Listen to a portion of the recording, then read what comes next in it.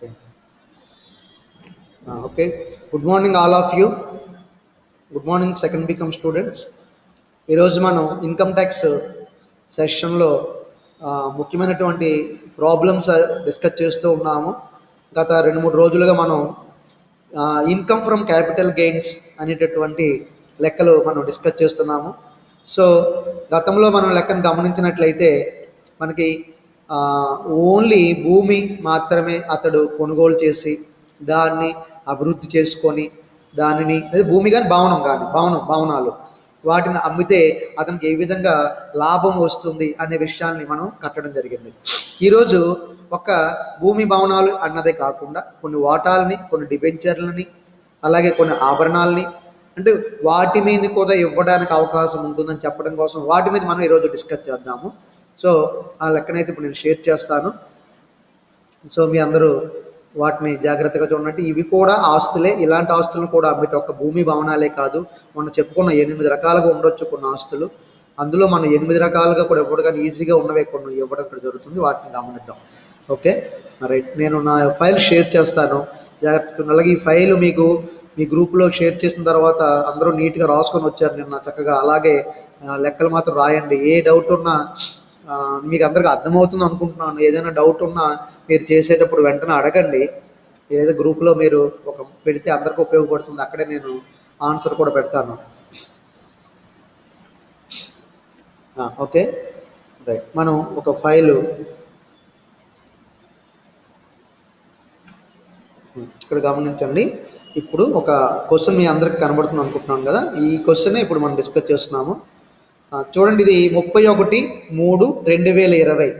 ఈ 31/3/2020 నాటికి అనుదీప్ అనేటటువంటి ఒక అసెస్సి ఎవరమ్మా? రాము లక్ష్మియా? ఒకసారి చూడండి. మరి మిగతా వాళ్ళు కనబడుతున్నారా? ఇప్పుడు రాము లక్ష్మి కనబడుతుందమ్మా? కనిపిస్తుందిరా? ఓకే.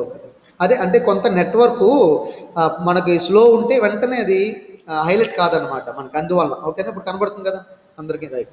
ఇప్పుడు ఒకవైపు నా వైపు నుంచి కూడా నెట్వర్క్ స్లో అవ్వచ్చు, మీ వైపు కూడా నెట్వర్క్ స్లో అయితే ఈ ప్రాబ్లం ఉంటుంది. అందుకే నేను అడుగుతున్నాను. ఒక్కోసారి నేనే ఏంటంటే స్ట్రక్అప్ అయిపోయినట్టు అయిపోతుంది అది. అందుకే నేను అడుగుతున్నాను ఎప్పటికప్పుడు. సరే, ఈ లెక్క మనకి 31/3/2020.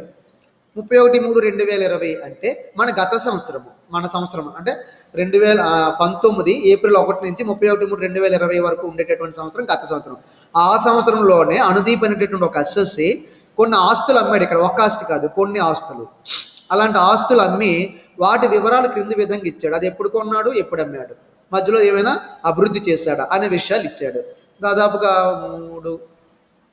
4 రకాల ఆస్తులు ఇచ్చాడు. ఈ 4 రకాల ఆస్తుల్లో ఏది వస్తుంది, ఏది రాదు, ఎందువలన, ఇలాంటి విషయాలు మీరు గమనించినట్లయితే మనకు ఆల్రెడీ నేను ఒక భవనాన్ని 2 లెక్కలు చెప్పాను. ఇందులో భవనం అయితే లేదు, అది అదర్ దాన్ బిల్డింగ్ అనమాట. అలాంటివి ఇచ్చాము ఇక్కడ. సో ఇక్కడ మొట్టమొదటి ఆస్తులు ఏంటి అమ్మాడు ఇతడు? మన గత సంవత్సరంలోనే అమ్మాడు, చివరి రోజున 31/3/2020 ముందున అమ్మాడు. ఆ రోజుకి అనమాట, ఆ రోజుకి ఇచ్చారు. ఏ రోజు అన్నది ఇక్కడ గమనిద్దాము. అయితే మొదటిది ఏంటంటే వాటాలు. మనకు తెలుసు, వాటాలు అంటే ఈక్విటీ వాటాలు కానీ ఆధిక్యపు వాటాలు కానీ వస్తుంది. ఇది ఒక సంస్థలో కొనుక్కొని అతడు 12 నెలల వరకు తన దగ్గర పెట్టుకుంటే అది స్వల్పకాలిక ఆస్తి. 12 నెలల లోపల అమ్మేస్తే, అదే 12 నెలలు దాటాక అమ్మితే అది దీర్ఘకాలిక ఆస్తి. అది ఇక్కడ చూద్దాము. ఇక్కడ చూడండి, వాటాల్ని ఏప్రిల్ 1, 2011 54,000 రూపాయలకు కొన్నాడు అనుదీప్. మన అసెస్సి అనుదీప్ అనమాట.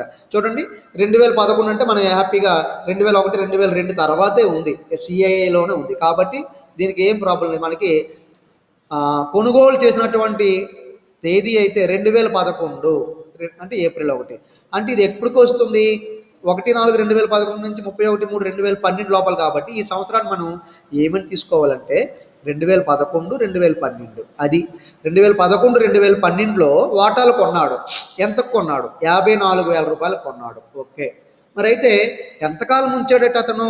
2019లో అమ్మాడు, అంటే దాదాపు 8 ఏళ్ళు ఉంచాడు. కాబట్టి 12 నెలల కాలంటే దాటితే అది దీర్ఘకాలిక మూలధన ఆస్తి అవుతుంది. సో ఈ వాటాలు దీర్ఘకాలిక మూలధన ఆస్తి కాబట్టి దీనిపైన లాభము దీర్ఘకాలిక మూలధన లాభం వస్తుందన్నమాట. ఎంతకు అమ్మాడు అంటే 3,95,000. ఓకే, 11/2019 అంటే 8 సంవత్సరాల తర్వాత అంతవరకు తన దగ్గరే పెట్టుకున్నాడు కాబట్టి 8 సంవత్సరాల తర్వాత దీన్ని 3,95,000కి అమ్మాడు వాటాలని. ఏ రోజున అమ్మాడు?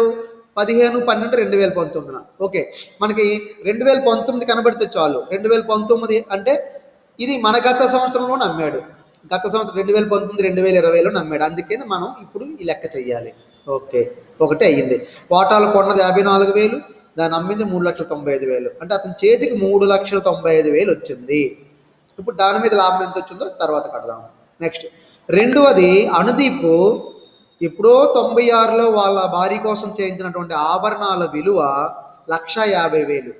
ఇప్పుడు చూడండి, 96లో కొన్నాడు అనుదీప్ 1,50,000 రూపాయలు విలువైన జ్యువెలరీ. ఓకే, ఆభరణాలు అంటే బంగారం కాదు, బంగారంతో చేయించినటువంటి ఐటమ్స్ అనమాట, జ్యువెలరీ. దాని విలువ ఎంత అప్పటికి? 96కి. 96 కంటే 2001 2002 మన సిఐఏ స్టార్ట్ అయింది కదా, దానికి ముందరే. కాబట్టి దీనిని తీసుకోవాలా ఇంకో దానిని తీసుకోవాలా, మీరు వెంటనే మీకు లైట్ వెలగాలి.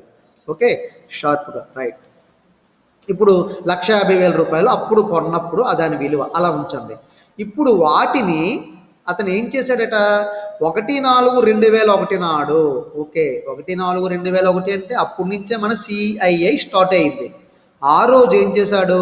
స్వరూప్ అనబడే మరొక వ్యక్తికి, ఎవరికమ్మినా మనకు అనవసరం, అమ్మేశాడు. 2,70,000కి అమ్ముతానని ఒక ఒప్పందం కుదుర్చుకున్నాడు. ఎవరితో? స్వరూప్తో. ఎవరు? మన అసెస్ ఎవరు? అనుదీప్. సో స్వరూప్తో అలా ఒప్పందం కుదుర్చుకొని బయానా అంటే అడ్వాన్స్, స్వరూప్ దగ్గర నుంచి అడ్వాన్స్గా 20,000 తీసుకున్నాడు. అది బాగుంది. ఎప్పుడో 96లో కొన్నాడు, 5 ఏళ్ళు అయిపోయింది. 5 ఏళ్ళ తర్వాత దాని విలువ 2,70,000కి అవే జ్యువెలరీ స్వరూప్కి అమ్మడానికి ఒప్పందం చేసుకున్నాడు.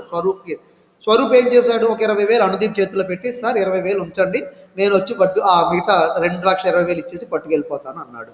ఏ రోజు ఇది?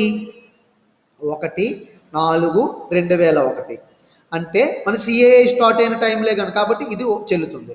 ఇదే ఈ అమౌంట్ తీసుకోవాలంటే దీని అర్థం చూడండి, ఎంతకు అమ్మడానికి స్వరూప్కి సిద్ధపడ్డాడో అనుదీప్, అది యుక్తమైన మార్కెట్ విలువ అనమాట. ఆ రోజుకి యుక్తమైన మార్కెట్ విలువ 2,70,000. అది గుర్తుపెట్టుకోవాలి మీరు. 1/4/2001 నాటికి 2,70,000 ఇస్తానని స్వరూప్ అంటే అనుదీప్ ఇవ్వడానికి సిద్ధమయ్యాడా అంటే అర్థం ఏమిటి? ఆ రోజుకి అదే యుక్తమైన విలువ.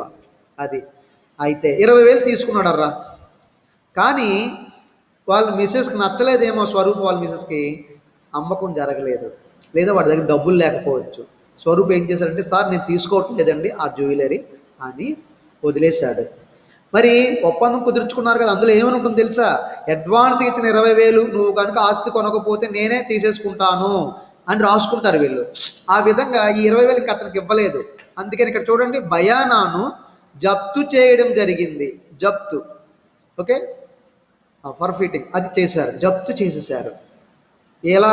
ఇంకా 20,000 ఆ స్వరూప్కి ఇవ్వలేదు, అనుదీప్ దగ్గర పెట్టేసుకున్నాడు. అది సో ఇంకా వాడు ముందుకు రాలేదు, సార్ నేను కొనలేకపోతున్నానండి, అమ్ముకున్న 20,000 మీరు తీసుకోండి, ఎలాగా ఇవ్వరు కదా అడిగినా అని చెప్పేసి వాడు వెళ్ళిపోయాడు. సరే, మళ్ళీ వాడి దగ్గర ఉండిపోయాయి.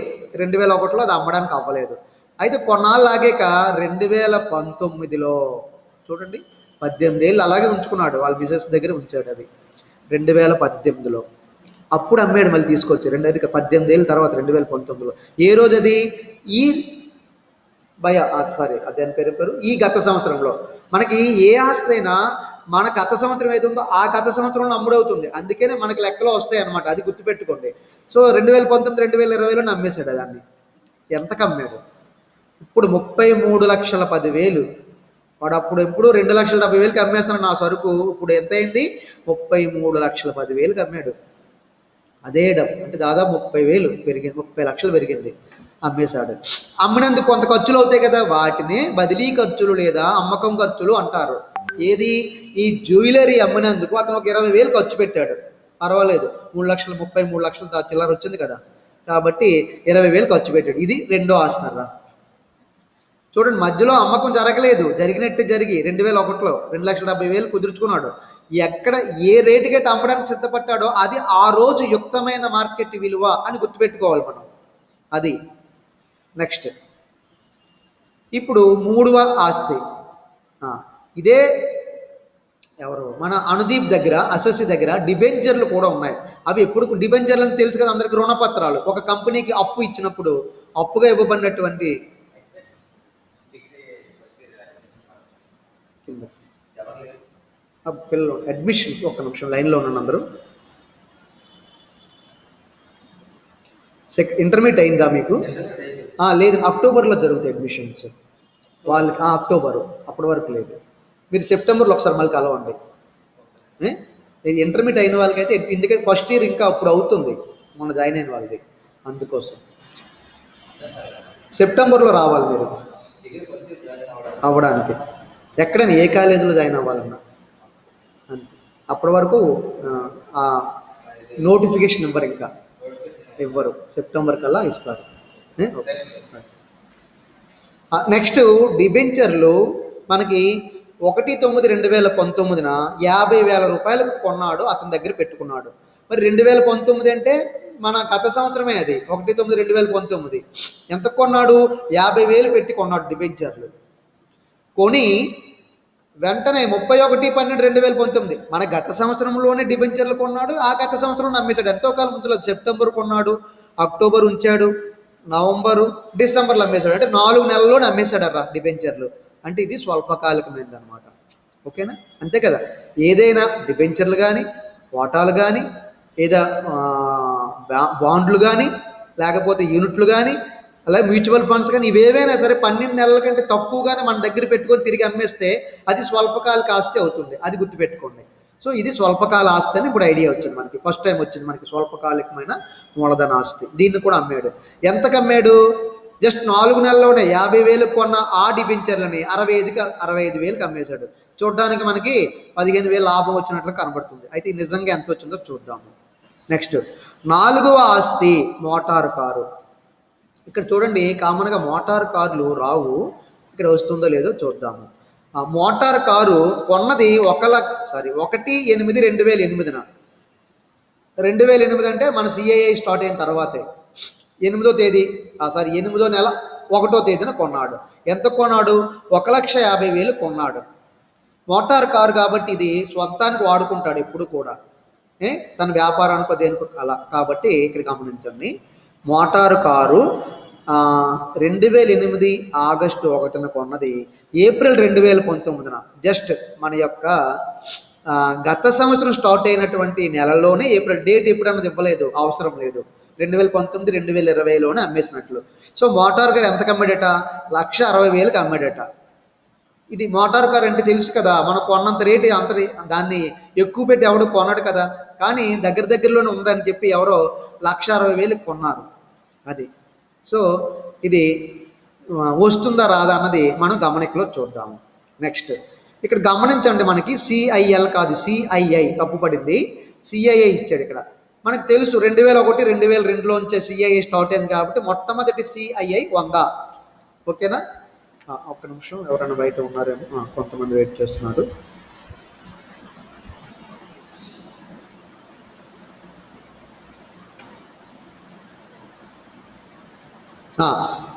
మొట్టమొదటి సిఐ 2001 2002లో. ఇది మీకు లెక్కలో ఇవ్వకపోయినా ఈజీగా గుర్తుపెట్టుకోండి. 2001 2002లోనే స్టార్ట్ అయింది కాబట్టి మొట్టమొదటి 100తో స్టార్ట్ అయింది.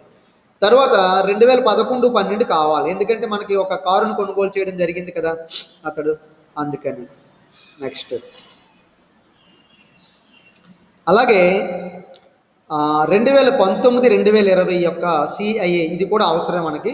అది 289. ఎందుకని 2019 2020 సిఐఏ అంటే ఆ సంవత్సరంలోనే మనకి గత సంవత్సరం కాబట్టి అప్పుడు అమ్మాడు. ఇక్కడ చూడండి 2020 తప్పు పడింది ఇక్కడ. ఇది 20 2020 2021 పన్ను నిర్ధారణ సంవత్సరం. కొన్ని దోషాలు ఉన్నాయి, కొన్ని మార్చుకున్నవి. ఇక్కడ సిఐఏ ఉండాలి, ఇక్కడ 2020 ఉండాలి. సో 2020 21 నాటి పన్ను నిర్ధారణ సంవత్సరానికి మూలధన లాభాలు గణించండి అని ఇవ్వటం జరిగింది. ఓకేనా? నెక్స్ట్ ఒక్క నిమిషం లైన్లో ఉండండి. లెక్క ఇక్కడితో అయింది. ఒక్కసారి అబ్జర్వ్ చేద్దాము.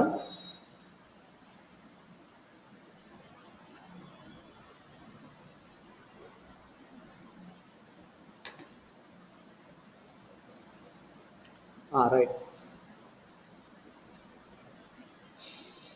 ఇప్పుడు లెక్కలోకి వెళ్ళే ముందర మనం కొన్ని గమనికలు నేర్చుకుందాము. ముందు గమనిక ఒకటి ఏంటంటే ఆభరణాలు, ఇది రెండో ఆస్తి. ఆభరణాలు చూడండి, ఇక్కడ రెండో ఆస్తి అనుదీపు ఆభరణాల్ని 96లో కొన్నాడు, 1,00,000. కానీ 96లో కొన్నాడంటే మరి అప్పుడున్న 1,50,000 తీసుకోము కదా. ఎందుకని?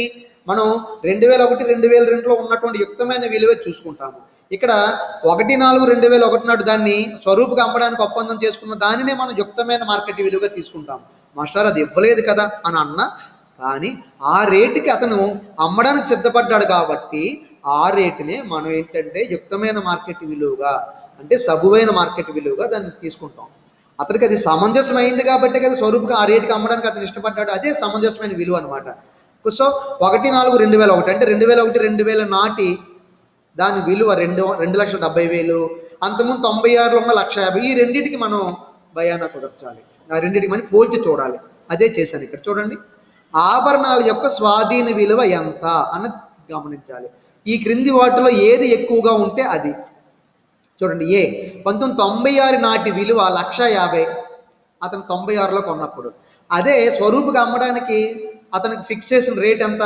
1/4/2001 నాటి యుక్తమైన మార్కెట్ విలువ అంటారు దాన్ని. అమ్మలేదు, అమ్మకపోయినా ఆ రోజు ఉన్న రేటు 2,70,000. యుక్తమైన మార్కెట్ విలువ ఇవ్వలేదు కాబట్టి నేను తీసుకోలేదు అనుకోవడానికి లేదు. ఆ రోజుకి ఆ రేటు ఉంది అని అర్థం అనమాట. కాబట్టి ఆ రేటుతోటే మనం పోల్చి చూడాలి. సో 1,50,000, ఇక్కడ 2,70,000. ఈ రెండింటి మధ్య ఇక్కడ చూసాము. చూస్తే ఏది ఎక్కువరా?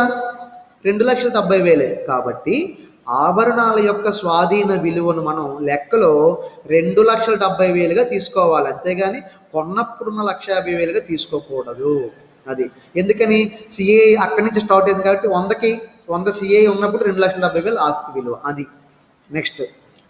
రెండోది ఇక్కడ చూడండి, ఇప్పుడు ఇదే ఆభరణాలని స్వరూప్కి అమ్మడానికి 2,70,000కి కుదుర్చుకొని ఒక బయానా తీసుకున్నాడు. దాన్ని మనం ఏమంటాము? బయానాని అడ్వాన్స్ అన్నాము. ఎంత తీసుకున్నాడు? 20,000 తీసుకున్నాడు. లెక్కలో చూడండి ఒకసారి, 20,000 తీసుకున్నాడు. లెక్కలో 20,000 తీసుకున్నట్టుగా ఉంది బయానా. ఆ 20,000 మరి తిరిగి ఇచ్చాడా స్వరూప్కి? స్వరూప్ ఎప్పుడైతే కొనలేనని చేతులు ఎత్తేసాడో ఆ డబ్బులు జప్తు చేసేసాడు, ఇతను తీసుకోలేదు. ఓకే, కాబట్టి స్వాధీన విలువ మనకి 2,70,000 అనుకున్నాం కదా, దాంట్లో జప్తు చేసిన బయానాన్ని మినహాయించేయాలి. అంటే 2,70,000లో ఆల్రెడీ 20,000 ఇటు చేతికి వచ్చేసి అప్పుడే.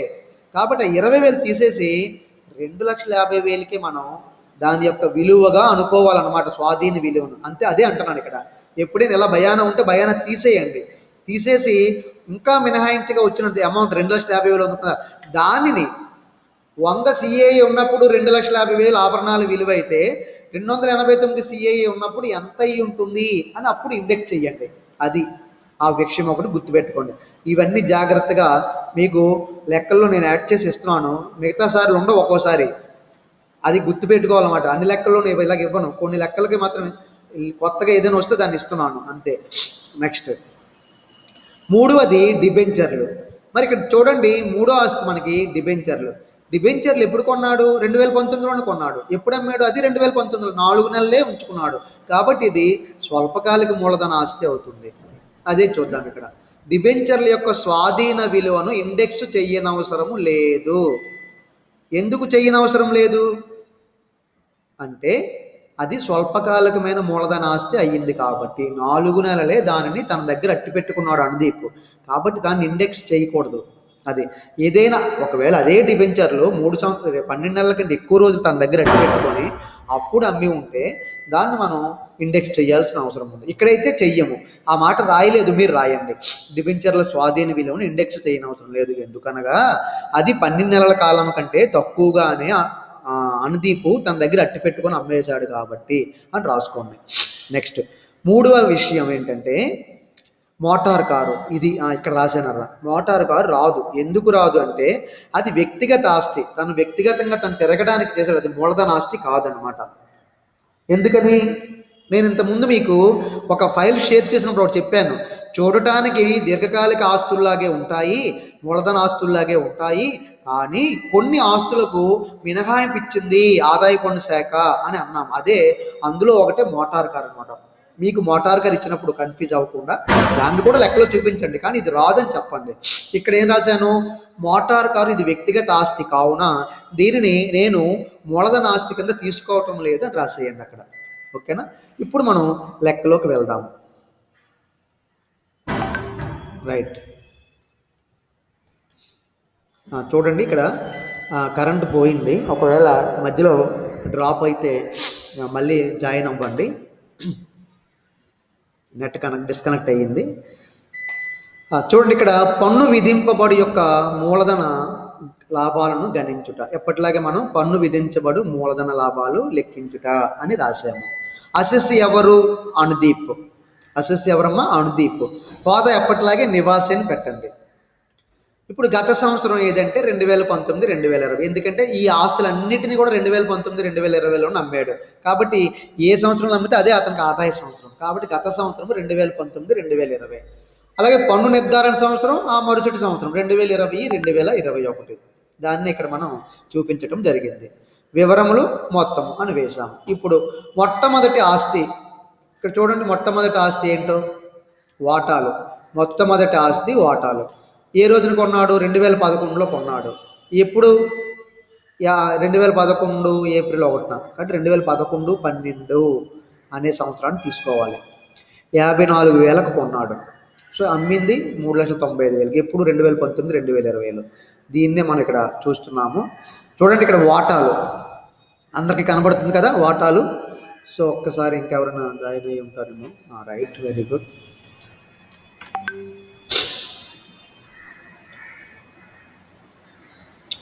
చూడండి అనుదీప్ వాటాలు అమ్మగా మనకి ఎంత వచ్చింది తెలుసా? 3,95,000 వచ్చింది.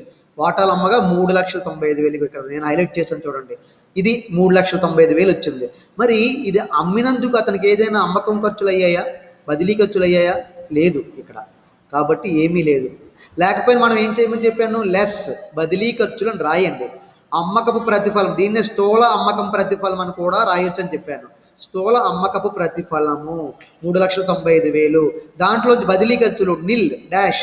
వాటాలకి లేవు, ఇంకో దానికి ఉండొచ్చు, వాటాలకి లేవు కాబట్టి డాష్ పెట్టేశాను.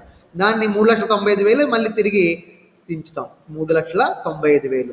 దీన్ని ఏమన్నాము? నికర నికర అమ్మకపు ప్రతిఫలము. నేను ఇక్కడ పెట్టలేదు, మీరు పెట్టండి. నికర అమ్మకపు ప్రతిఫలము 3,95,000. ఇప్పుడు ఇది ఏ సంవత్సరంలో కొన్నాడు గమనించండి. 2011, 2012లో కొన్నాడు. ఎంత కొన్నాడు? 54,000. ఇప్పుడు దీన్ని ఇండెక్సింగ్ చేయాలి. ఎందుకు ఇండెక్సింగ్ చేయాలి? ఇది దీర్ఘకాలికమైన ఆస్తి. ఎన్ని నెలలు ఉంచుకున్నాడు? అఫ్కోర్స్ సంవత్సరాలు 8 సంవత్సరాలు ఉంచాడు. కాబట్టి ఇది దీర్ఘకాలికమైన ఆస్తి. సో ఇక్కడ అదే లెస్ ఇండెక్స్ చేసిన స్వాధీన విలువ. అమ్మిన విలువ ఎంత? కొన్న విలువ ఎంత? 54,000. దాన్ని వేశాను. మరి ఏ సంవత్సరంలో కొన్నాడు? అది అంటే 2011, 2012లో. చూడండి ఇక్కడ 2011, 2012లో దాని యొక్క సిఐఏ ఎంత? 2011, 2012లో 184. సో అదే ఇక్కడ వేశాను. 184 సిఐఐ ఉన్నప్పుడు ఆస్తి విలువ 54,000 అయితే అమ్మినప్పుడు సిఐఐ విలువ 289. ఇది ఎప్పుడు ఇదే ఉంటుంది అనుకున్నాం. 289కి ఎంత అయి ఉంటుంది ఆ డబ్బు అని లెక్కించాను. సో కొట్టండి 54,000 ఇంటూ 289/184. ఎంత వచ్చింది?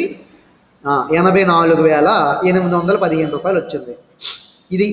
సో దాని యొక్క అమ్మిన సంవత్సరంలో దాని యొక్క ఆస్తి విలువ ఎంత అయిందంటే 84,815. సో ఇప్పుడు అతని చేతిలో వాటాలు అమ్మితే ఎంత వచ్చే డబ్బులు? 3,95,000 ఉన్నాయి. దానిలోంచి అతని యొక్క ఇండెక్స్ చేసిన స్వాధీన విలువ తీసేసాము. 84,815 తీసేస్తే అవుటర్లో వేసేయండి. నేను గత లెక్కల్లో నేరుగా ఇవి ఏదైతే ఈ యొక్క ఇన్నర్ కాలంలో ఇవన్నీ అవుటర్ కాలంలో వేసాను. అక్కడ ఒకటే ఆస్తి కాబట్టి. కానీ ఇక్కడ 2-3 రకాల ఆస్తులు ఉన్నప్పుడు దేనికదే హైలైట్ క్లోజ్ చేసేయండి. దేనికదే. ఎందుకంటే ఇక్కడ చేసిన లెక్కలో కాకుండా దీన్ని తీసుకొని ఇంకో దగ్గర తీసుకొని వెళ్తాడు. మొత్తం ఆదాయం లెక్కలు చేసేటప్పుడు. అందుకని దేనికి అది క్లోజ్ చేసేయండి. ఇక్కడ చూడండి 3,95,000 నుంచి 84,815 రూపాయలు తీసేసాము. ఈ 84,815 రూపాయలు ఎలా వచ్చింది తెలుసు కదా. వాటాలను కొన్నప్పుడు ఉన్న 54,000 ధరను మనం ఇండెక్సింగ్ చేసాము. ఏమని 184 ఇండెక్స్ ఉన్నప్పుడు 54,000 రూపాయలు, 289 ఇండెక్స్ ఉన్నప్పుడు ఎంత అయి ఉంటుంది అంటే 84,815 అని మనకు వచ్చింది. సో దాన్నే మనం తీసేసాము. తీసేస్తే 3,10,185 అని తెలిసింది. ఓకేనా. సో దీన్ని ఏమంటాము, వాటాలు అనే దీర్ఘకాలిక మూలధనాన్ని అమ్మడం వల్ల వచ్చిన లాభము. కావాలంటే అలాగే రాయండి అక్కడ. దేర్ఫోర్ వాటాల యొక్క వాటాలను అమ్మగా వచ్చిన దీర్ఘకాలిక మూలధన లాభము అని రాయండి, లేదా సింపుల్గా దీర్ఘకాలిక మూలధన లాభము. ఏ ఆస్తి ఇది? వాటాలు. ఇప్పటి వరకు మనం వాటాల గురించి నేర్చుకున్నామా? 3 లెక్కల్లో కూడా లేదు. ఓన్లీ భవనం గురించి నేర్చుకున్నాం. ఇక్కడ మాత్రం ఇది కొత్తగా వచ్చింది కాబట్టి ఇది గమనించండి. వాటాలైనా, మరొక ఆభరణాలైనా, మరొకటైనా, ఏదైనా ఈ విధంగానే అన్నీ ఇలాగే చేస్తాము. ఆస్తి వచ్చిందని మారిపోదు ఏది కూడా. కాకపోతే మన ట్రీట్మెంట్ ఏం చేయాలన్నది గుర్తుపెట్టుకోండి. స్వల్పకాలిక మూలధన ఆస్త ఒకలాగా ట్రీట్ చేస్తాము, దీర్ఘకాలిక మూలధన ఆస్త మరొకలాగా చేస్తాము. గతంలో ఇప్పుడు దాకా మొన్న చెప్పినటువంటి 3 లెక్కలు కానివ్వండి, ఈరోజు చెప్పిన వాటాలు, ఇది కూడా ఇప్పటివరకు దీర్ఘకాలిక మూలధన ఆస్తే వచ్చింది మనకి. ఓకేనా. 3,10,180 క్లోజ్ చేస్తాను అక్కడితో. ఆ లెక్క అయిపోయింది. నెక్స్ట్ రెండవ ఆస్తి రెండవ ఆస్తి చూడండి. ఆభరణాలు. అనుదీప్ 96లో కొన్నాడు, కానీ 2001లో దాన్ని అమ్మడానికి సిద్ధం చేసుకున్నాడు. ఆనాటి 2,70,000. ఇందాక మనం ఆల్రెడీ పోల్చి చూసాం కదా లెక్కలో. ఎక్కడ పోల్చాము? ఇక్కడ చూసాం, పోల్చి చూసాం కదా. 1,50,000 కొన్నప్పుడు దాన్ని 2001, 2002 నాటి యుక్తమైన మార్కెట్ విలువ 2,70,000. రెండిట్లో ఏది ఎక్కువ? 2,70,000 ఎక్కువ. కాబట్టి 2,70,000 రూపాయలు దాని యొక్క స్వాధీన విలువగా మనం తీసుకోవాలి.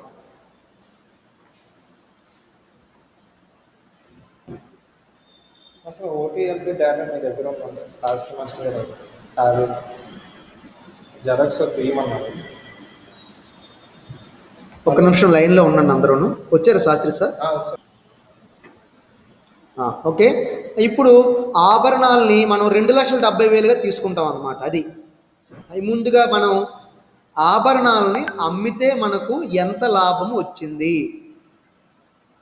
లాభం కాదు, ఎంత ప్రతిఫలం వచ్చింది. సో దాన్నే అమ్మకపు ప్రతిఫలము అంటాం. ఇక్కడ చూడండి, ఆభరణాలని అమ్మితే మనకి లెక్కలోకి వెళ్దాం. 33,10,000 వచ్చింది ఆభరణాలను అమ్మితే. 33,10,000 దాన్నే వేశాను ఇక్కడ. ఆభరణాలు ఇది వేరే లెక్క కింద ట్రీట్ చేస్తున్నాను చూడండి. మొదట్లో క్లోజ్ చేశాను, అంటే మొదటి ఆస్తిని క్లోజ్ చేశాను, రెండో ఆస్తిని మళ్ళీ వేసుకున్నాను. ఆభరణాలు అమ్మకపు ప్రతిఫలము ఈక్వల్ టు ఎంత? 33,10,000. ఇది మనకి ఆభరణాలు అమ్మగా ప్రతిఫలం వచ్చింది. 2019, 2020లో అమ్మినది ఎంత వచ్చింది? 33,10,000. మరి ఇందులో అతడు అమ్మడానికి కొన్ని అమ్మకం ఖర్చులు చేశాడట. ఎంత? అది 20,000. సో ఇందాక వాటాలకైతే బదిలీ ఖర్చులు లేవు, కానీ ఇక్కడ ఉన్నాయి కాబట్టి లెస్ బదిలీ ఖర్చులు. నేను అందుకనే ఒక అలవాటు అవుతుందని చెప్పి అమ్మక ప్రతిఫలం వేసిన వెంటనే బదిలీ ఖర్చులు వేయండి.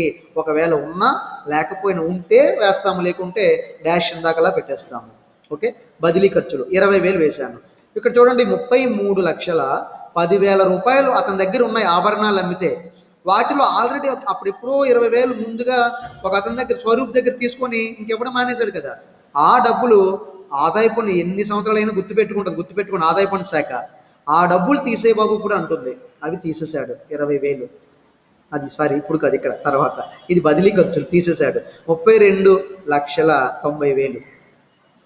సో నికర అమ్మకం ప్రతిఫలం అంటారు. దేర్ఫోర్ నికర అమ్మకం ప్రతిఫలము ఇప్పుడు అతని దగ్గర 32,90,000 ఉన్నట్లు. సో దీన్ని అతని దగ్గర చూపించాలి. లెస్ ఇండెక్స్ చేసిన స్వాధీన విలువ ఇప్పుడు పట్టాలి. ఇండెక్స్ చేసిన స్వాధీన విలువ. ఇప్పుడు గవర్నమెంట్ ఇన్కమ్ ట్యాక్స్ డిపార్ట్మెంట్ ఏమంటుందంటే 2,70,000 మీద ఇండెక్సింగ్ కట్టమన్నదు.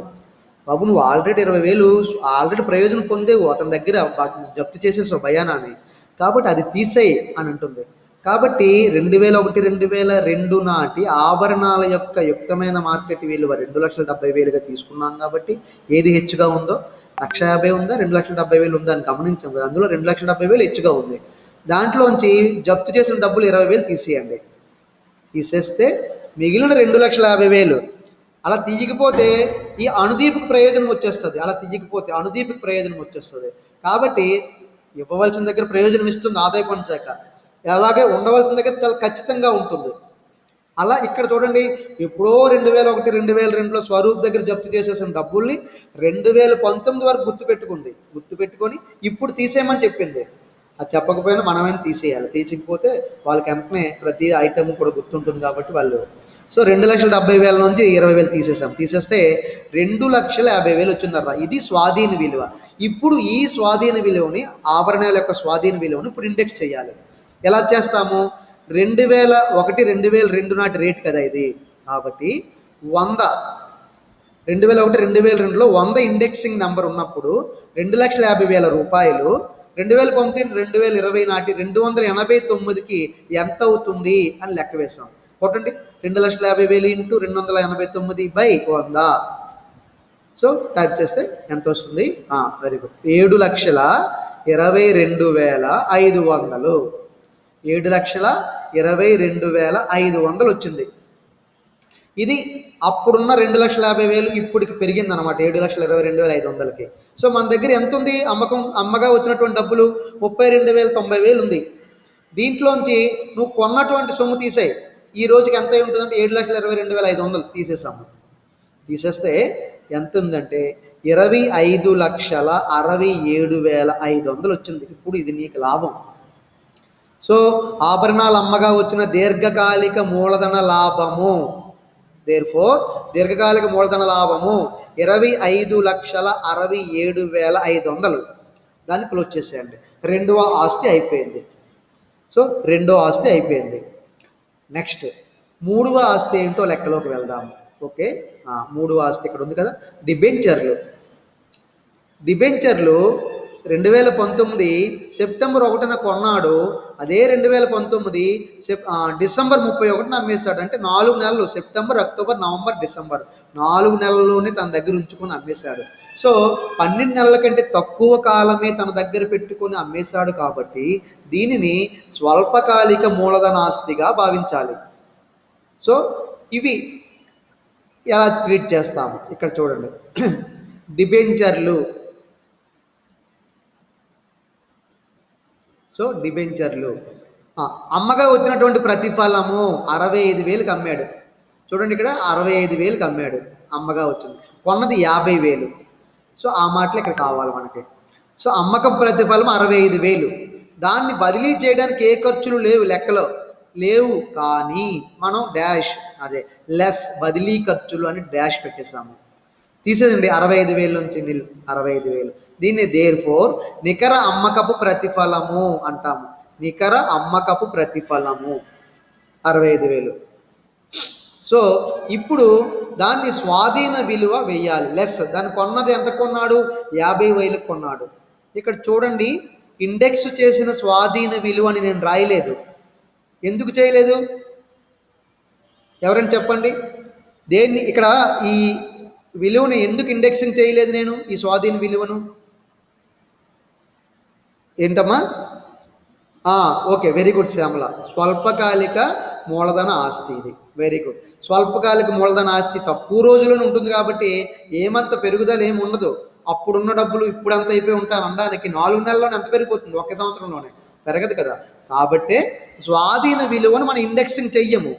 దేనికి చెయ్యము? స్వల్పకాలిక ఆస్తులకు చెయ్యకూడదు. ఏ ఆస్తి ఎగ్జాక్ట్ 12 నెలలు ఉన్నా చెయ్యము, అది 12 నెలలు పెంచాలి. ఓకే, నెక్స్ట్ ఇక్కడ చూడండి, అందుకే ఇండెక్స్ చేసిన స్వాధీన విలువ అని కాకుండా నేరుగా అతను కొన్న స్వాధీన విలువ అంటే అతను కొన్న విలువ, అతను సేకరించిన విలువ. కాబట్టి స్వాధీన విలువను మనం ఇక్కడ వేసేసాము. ఎంతకంటే 50,000 వేసాము అతను కొన్నది. సో అతనికి ఎంత వచ్చింది లాభం? 65,000 నుంచి 50,000 తీసేయండి, 15,000 లాభం వచ్చింది. దాన్నే దేర్ఫోర్ స్వల్పకాలిక మూలధన లాభము అని ఇక్కడ పెట్టాను. స్వల్పకాలిక మూలధన లాభము 15,000. క్లోజ్ చేసేయండి. మూడో ఆస్తి అయిపోయింది. మొదట వాటాలు క్లోజ్ చేస్తాం, తర్వాత ఆభరణాలు క్లోజ్ చేస్తాం, డిబెంచర్లు క్లోజ్ చేస్తాం. 4వ ఆస్తి ఆ యొక్క అనుదీప్ది మోటార్ కారు. మోటార్ కారు నేను మీకు ఇప్పుడు ఫైల్ పెట్టలేదు కానీ చూపించడానికి, నేను ఇంతకుముందు షేర్ చేసిన దాంట్లో దీర్ఘకాలిక మూలధన ఆస్తుల నుంచి లేదా స్వల్పకాలిక మూలధన ఆస్తుల నుంచి మినహాయింపు పొందినవి ఏవి అని ఉన్నది. అందులో మోటార్ కారు ఉంటుంది చూడండి. మోటార్ కారు మనం ఎప్పుడు కొని ఉండొచ్చు కానీ మనకి మోటార్ కారుని మనకి అది వ్యక్తిగత ఆస్తిగా భావించమని చెప్తుంది అనమాట. వ్యక్తిగత ఆస్తిగా భావించమని చెప్తుంది కాబట్టి ఆ మాట ఇక్కడ రాసేసాను. చూడండి, మోటార్ కారు ఇది వ్యక్తిగత ఆస్తిగా భావించడమైనది. ఇది మీరు గమనికలో రాయండి. ఇక్కడ పూర్తిగా ఇది మూలధన ఆస్తి కాదని రాసేయండి. చాలు, పన్ను లేదు, లాభం వచ్చిందని నష్టం ఇంకేమీ కట్టవలసిన అవసరం లేదు. మరి అంత పెద్ద లెక్కలో ఇక్కడ చూడండి, ఇంత పెద్ద లెక్క ఎంత పెద్దది ఇచ్చాడు ఇక్కడ, ఎంత ఐటెం ఇచ్చాడు. కానీ మీరు సింపుల్గా ఒక చిన్న మాట, అదే తెలివైన దానికే మార్కులు ఉంటాయి. ఏది రాదు అని తెలుసుకోవడం కూడా మన మార్కులకు క్రైటీరియా. అన్నీ ఇక్కడ వేసేయడమే కాదు, ఏది రాదో కూడా మీరు ఎంత బాగా లెక్కలు చేయగలుగుతారు అన్నది దీని మీద ఆధారపడి ఉంటుంది. ఇది రాదన్న విషయం కూడా మనం ఇక్కడ చూపించి అతను తగ్గించాలి. సో ఇది మూలధన ఆస్తి కాదు, అందుకే పన్ను లేదని క్లోజ్ చేసేయండి. మోటార్ కారు ఇది వ్యక్తిగత ఆస్తి, మూలధన ఆస్తి కాదు మీరు భావించానని కూడా అనండి.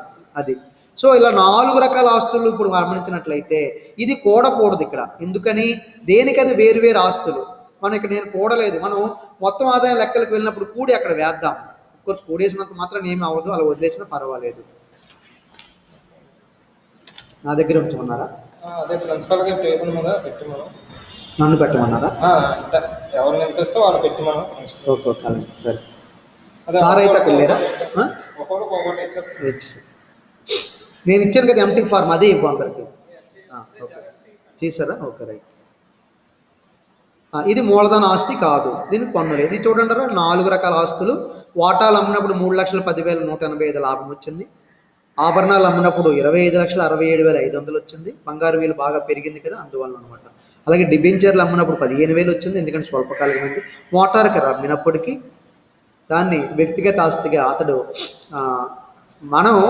మనం అంటే ఆదాయ పన్ను శాఖ వారు అది కూడా వేసేయమంటారు, చూడకుండాను కట్టేయమంటారు. కానీ అతడు సార్ నేను అక్కడ చదివాను, మోటార్ కారుకి ఇది మీరు నాకు వ్యక్తిగత ఆస్తిగా భావించి, ఎందుకంటే నేను నన్ను నడుపుతున్నాను, దానికి మీరు ఆదాయ మూలధన ఆస్తిగా భావించిన అవసరం లేదని ఒక దగ్గర చెప్పారు అని చెప్పి అది మనం చూపించి దాన్ని ఎగ్జంప్షన్ పొందామన్నమాట. అది ఇక్కడ అది ఓకేనా. సో 4 రకాల ఆస్తులను మనం ఈ విధంగా చూపించాము. ఇక్కడ చూడండి, ఇప్పుడు ఈ గమనిక కూడా మనం ఆభరణాలని మనం ఏదైనా ఆస్తి, ప్రతి ఆస్తికి ఎప్పుడైనా 2001కి పూర్వం కొన్నాడు అని అన్నప్పుడు దాన్ని ఇమ్మీడియట్గా స్వాధీన విలువకు రెండిట్లో ఏది ఎక్కువ ఉంటుందని రాసుకోండి, అది అలవాటు చేసుకోండి. అది మనం డైరెక్ట్గా కూడా వేసేయచ్చు, తెలిసిపోతుంది కదా, ఎందుకు మళ్ళీ ఇలా వెయ్యాలా అనిపించవచ్చు. కానీ లెక్క చేసే వ్యక్తికి మనం ఇలా ఒక ఈజీగా ఉండటం కోసం చూపించవలసిన అవసరం ఉంటుంది అన్నమాట. అది ఇప్పుడు నెక్స్ట్ స్వాధీన విలువ ఇచ్చు ఏదైతే ఉందో దానిలోంచి బయాన చూడండి. ఇక్కడ ఇది ఆభరణాలకే కాదు, ఏ రకమైన ఆస్తి కూడా ఒకవేళ కొనుగోలు ప్రతిఫలం రాకముందరే అతని బయానాన్ని అతను జప్తు చేసుకుంటే అది ఎప్పుడో తర్వాత రెండోసారి దాన్ని అమ్మినప్పుడు ఆ యొక్క డబ్బులు మినహాయించి అలా మిగిలిన వాటిపైన మాత్రమే మనం ఇండెక్సింగ్ చేయాలి. అది అన్నిటికీ కూడా అలాగే ఉంటుంది, గుర్తుపెట్టుకోండి. ఇక్కడ ఒకదానికి చెప్పాను, ఇది అన్నిటికీ ఇలానే వర్తిస్తుంది. ఇంకా ఏ లెక్కలోనైనా ఇలా వచ్చినప్పుడు మీరు దీన్ని ఇలానే గుర్తుపెట్టుకొని తీసివేసి అప్పుడు ఇండెక్సింగ్ చేయండి, ఓకేనా. నెక్స్ట్ అలాగే డిబెంచర్లను మనం ఇక్కడ ఇండెక్సింగ్ చేయనవసరం లేదు. ఎందుకనగా డిబెంచర్ల యొక్క కాలము 4 నెలలే కాబట్టి దానిని స్వల్పకాలిక మూలధన ఆస్తిగా నేను భావించడం జరిగింది అని మీరు అక్కడ చెప్పేస్తారు, ఓకేనా. నెక్స్ట్ అలాగే మోటార్ కారు అది సెక్షన్ గుర్తు రావటం లేదు. ఒక సెక్షన్లో మూలధన ఆస్తుల నుంచి మినహాయింపులను ఉంటుందర్రా. మనం మొన్న చెప్పుకున్నది అయితే అది మూలధన లాభాల నుండి మినహాయింపులదే. ఇది మూలధన ఆస్తుల నుంచి, అంటే వాస్తవానికి ఇది మూలధన ఆస్తే, కానీ ఆదాయ పన్ను శాఖ వారు కొన్నిటిని అయితే మనకి అవకాశం ఇచ్చారు. మరీ కారును కూడా అమ్మేసుకుంటే మూలధన ఆస్తి కింద లాభాన్ని కూడా చూపించమన్న బాగోదనే ఉద్దేశంతో అది వ్యక్తిగతంగా తిప్పాడు కాబట్టి అది మోటార్ కారు. మరి కొన్నిటికైతే వాణిజ్యపరంగా ఉంటాయి ఒక్కోసారి, అది అలాంటప్పుడు వాటిని చూపించవలసి ఉంటుంది. ఇక్కడ వ్యక్తిగత ఆస్తి అది కాబట్టి దాన్ని మీరు మూలధన ఆస్తిగా భావించటం లేదని రాసేయండి. నేను ఇక్కడ మీకు ఒక పట్టిక కూడా షేర్ చేశాను ఇందులోనే. ఏంటంటే అస్తమానం సిఐఐ ఒకవేళ లెక్కలో లేనిది ఏదైనా వచ్చి ఉంటే ఇందులో తీసుకుంటారని ఎప్పుడు కూడా ఈ పట్టికని మీరు ఎప్పటికప్పుడు త్వరగా చూసుకోండి. మనం అయితే ఎప్పుడు 2001 2002లో ఉన్న సిఐఏ 100 అనేది తెలుస్తుంది. అలాగే లెక్క చేసిన సంవత్సరం 2019 2020కి ఎప్పుడు 289. కాబట్టి మీకు ఇది అదనంగా ఉంది 2020 21. కానీ మన గత సంవత్సరం అయితే 2019 2020. ఆ సంవత్సరంలోనే ఏదైనా ఆస్తి అమ్మాలి. ఒకవేళ మీరు పొరపాటున పేపర్ సెట్ చేసినటువంటి వ్యక్తి ఒకవేళ 2018 2019లో అమ్మాడు అనుకోని ఇచ్చాడు అనుకోండి, గుర్తుపెట్టుకోండి, అప్పుడు 280తో చెయ్యండి. అక్కడ ఆ అమ్మిన సంవత్సరం, వస్తువుని అమ్మిన సంవత్సరం 2018 19 ఇస్తే ఆ సిఐఏ. నేనైతే మనకి గత సంవత్సరము ఎప్పుడు 2019 2020 ఉంటుంది కాబట్టి మీ బ్యాచ్కి దాని మీదే లెక్కలన్నీ ఇస్తున్నాను. సార్ ఇలా చెప్పారు కాబట్టి ఇలాగే చేసేస్తున్నాను అనుకోకుండా, ఒకవేళ లెక్కలో అమ్మిన సంవత్సరం 2018 19 అయితే ఆ పట్టికలోనే అతను ఇస్తాడు 280 రూపాయలు, అప్పుడు అలా వెయ్యండి. ఓకేనా? ఇచ్చిన దాన్ని బట్టి వ్యవహరించండి. నేనైతే ప్రతి లెక్కలో కూడా అమ్మినది ఎప్పుడు 2019 2020లో అమ్మినట్లుగానే ఇస్తున్నాను. అది ఓకే. ఇప్పుడు మీకు అందరికీ అర్థమై ఉంటుంది. అనుదీప్ అమ్మినటువంటి ఆస్తుల వివరాలు క్రింద ఇచ్చాడు. అన్నీ కూడా 31/3/2020 ఆ సంవత్సరం అంటే గత సంవత్సరం చివరి రోజున ఆ రోజుకి అమ్మేసినటువంటి వివరాలు ఇచ్చాడు. 4 రకాల ఆస్తులు ఉన్నాయి. అది 1 వాటాలు, 2ది ఆభరణాలు, 3వది డిబెంచర్లు, 4వది మోటారు కారు. సరే, ప్రతిదీ కూడా ఒక్కొక్క రకంగా మీకు ఒక వెరైటీగా ఇక్కడైతే 4 వేరు రకాల ఆస్తులు ఉన్నాయి. 4 వేరు రకాలుగా కూడా అది వ్యవహరించాయి. కాబట్టి ఇవన్నీ గుర్తుపెట్టుకోండి. ఈ లెక్క వెరీ ఇంపార్టెంట్ అని పెట్టుకోండి. ఇప్పటివరకు మనం చేసినటువంటి కథ లెక్కల్లో ఓన్లీ భవనం అమ్మితే గమనించండి 95% లేదా 90% భవనమే లెక్కే వస్తుంది. కానీ అప్పుడప్పుడు భవనంతో పాటు ఇలా వాటాలు కూడా అమ్మాడని అదనంగా ఇంకొక రకమైనటువంటి ఒక దీర్ఘకాలిక మూలధనాస్తి కానీ స్వల్పకాలిక మూలధనాస్తి కూడా ఇవ్వచ్చు. ఎక్కువ శాతం అయితే అవే వస్తాయి, అంటే నేను గమనించినటువంటి విధానంలో. మరి అలాగని అవే చూసుకుని వెళ్ళిపోకుండా మిగతా ఆస్తులను కూడా ఇచ్చినప్పుడు ఏ విధంగా ట్రీట్ చేయాలనేది మనం చెప్పుకుంటూ వెళ్తున్నాము. ఓకేనా? ఇది బాగా చూడండి, అందరూ త్వరగా చదవండి, చూసుకొని దాన్ని బట్టి ఇలా ఇచ్చినప్పుడు ఏ విధంగా చేసామన్నది ఒక అవగాహనకు వచ్చేస్తే రేపొద్దు నేను లెక్కలు షేర్ చేసినప్పుడు మళ్ళీ కొత్త లెక్కలు వాటిలో మీరు వెంటనే మీరు చేయటానికి అవకాశం ఉంటుంది. ఓకేనా? నెక్స్ట్ సిఐఏలు మ్యాక్సిమం ఇస్తారు. ఒకవేళ ఇవ్వకపోతే మనం మరి ఆ సిఏని హెల్ప్లెస్ అయిపోతుంది. ఎందుకంటే మీరు పట్టుకొని వెళ్ళాలి ఆ సిఏ పట్టిక.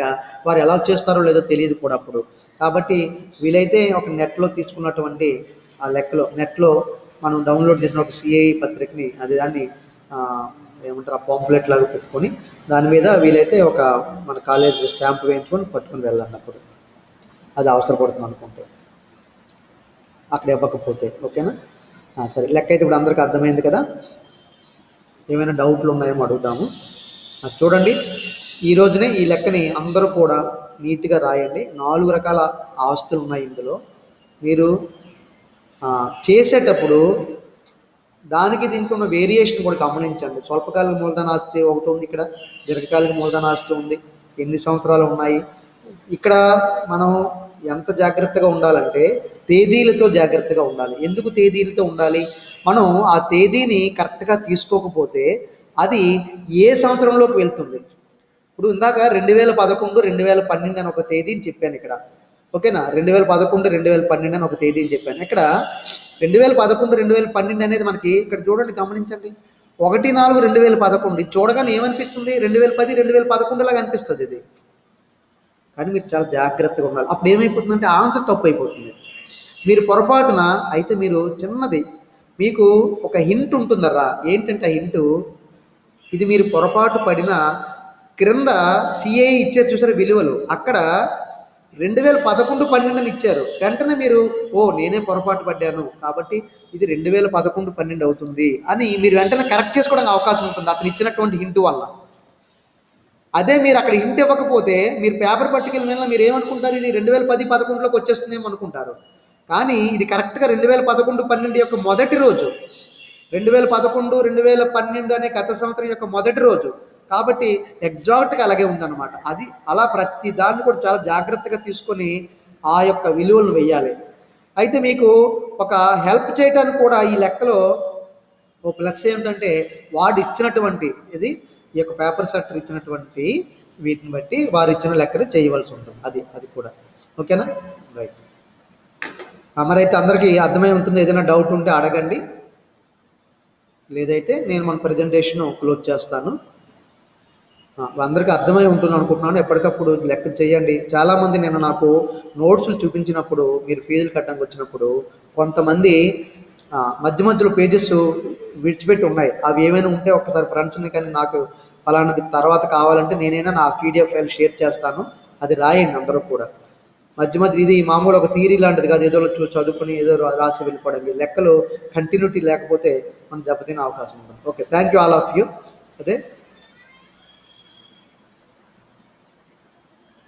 ఓకేనమ్మా, అందరూ నిన్న జాగ్రత్తగా వెళ్ళారా? అందరూ కూడా ఇంటికి ఏమి ఇబ్బందులు పడలేదు కదా?